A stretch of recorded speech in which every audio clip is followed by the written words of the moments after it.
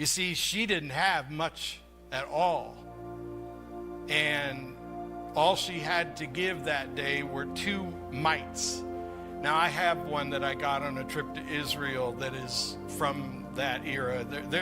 They were so common and so ubiquitous that people will sometimes excavate in their own backyard and find them, But this is a coin that is actually a little smaller than the button on my shirt. Because back then, coins were pretty much equal in size to their worth. So this is all this woman has. And she gives it quietly, sort of sneaking by, maybe a little embarrassed by how little she has to give.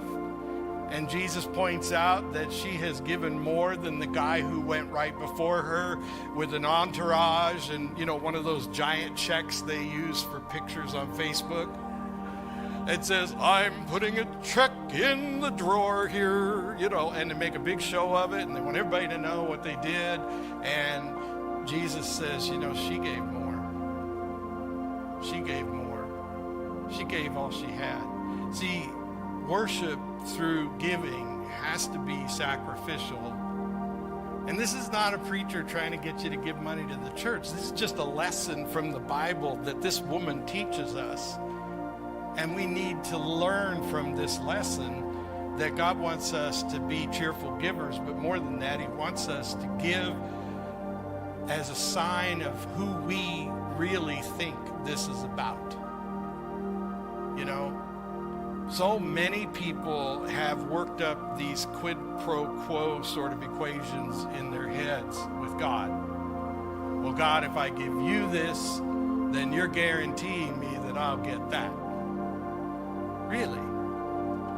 And you know what invariably happens to people who think that way about God is sooner or later something happens where they feel like God hasn't kept up God's end of the bargain.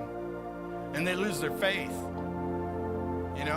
And they rewrite their whole understanding of who God is based on the fact that God didn't give me what I want. God's not Santa Claus.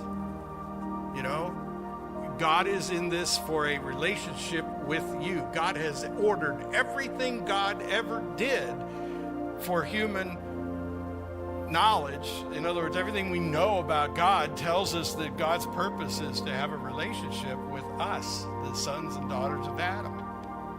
And his ultimate purpose is that we sons and daughters of Adam would be a bride for his beloved son. The widow has earned the beloved son's admiration with her 2 tiny coins. And we should learn from that.